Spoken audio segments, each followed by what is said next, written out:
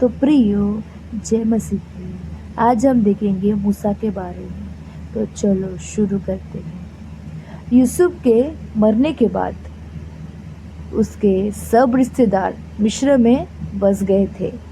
वे और उनके वंशज कई वर्षों तक मिस्र में ही रहे और उन्होंने बहुत संतानें उत्पन्न की थी। वे इज़राइली कहलाए।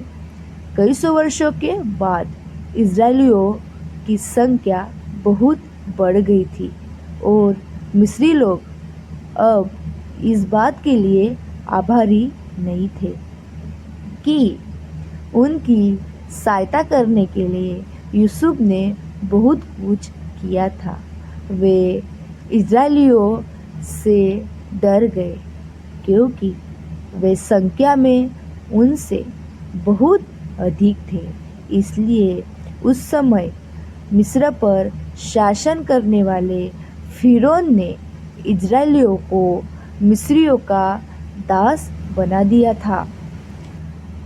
मिस्रियों ने इज़राइलियों को बहुत सी इमारतें और यहाँ तक कि कई नगरों को बनाने के लिए मजबूर किया। उस कठिन परिश्रम ने उनके जीवनों को बड़ा दुखदायी बना दिया था, परंतु परमेश्वर ने उनको आशीष दी और उनके और अधिक संतानें उत्पन्न हुई।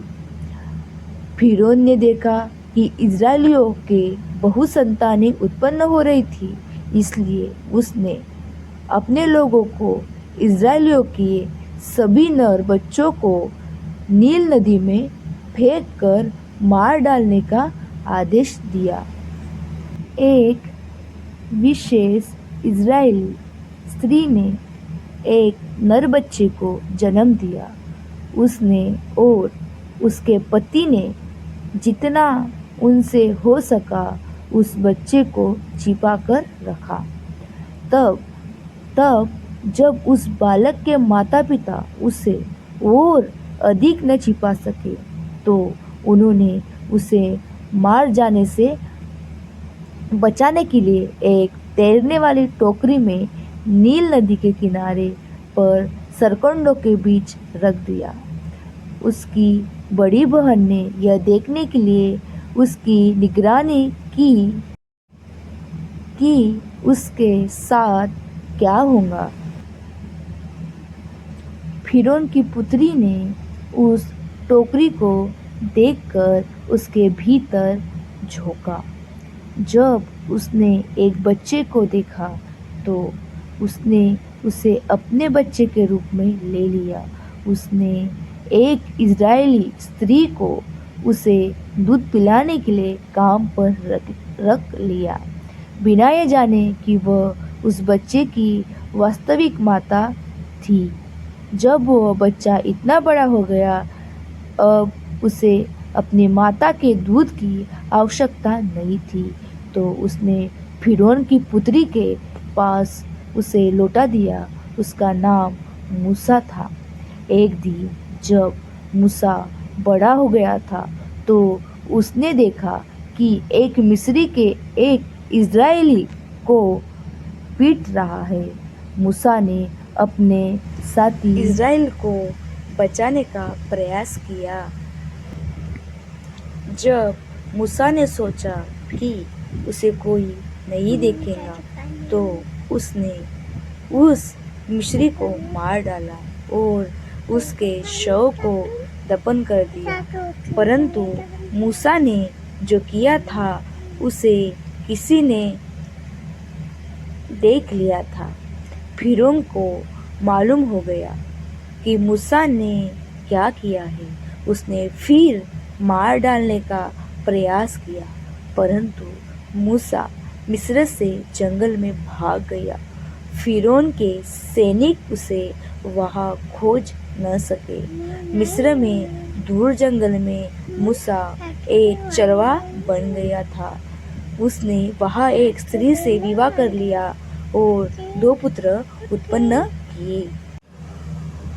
मूसा अपने ससुर के भेड़ों के झुंड की देखभाल करता था। एक दिन उसने एक जलती हुई झाड़ी को देखा जो भस्म हुए बिना जल रही थी। उसे देखने के लिए वह उस झाड़ी के समीप गया।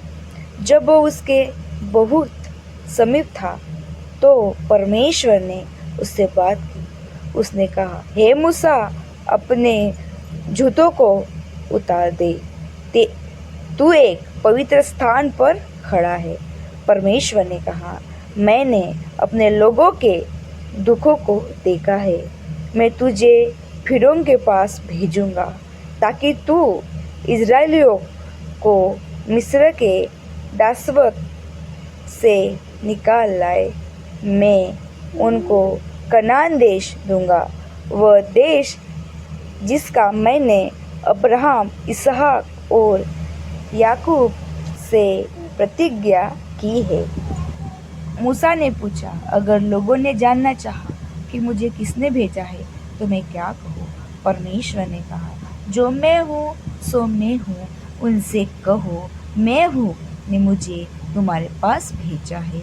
उनसे यह भी कहो, मैं तुम्हारे पूर्वजों अब्राहम, इसहाक और याकूब का परमेश्वर यहोवा हूँ। मेरा ये नाम सदा का है। मूसा डरता था और फिरौन के पास जाना नहीं चाहता था क्योंकि उसने सोचा कि वह अच्छे नहीं बोल पाएगा।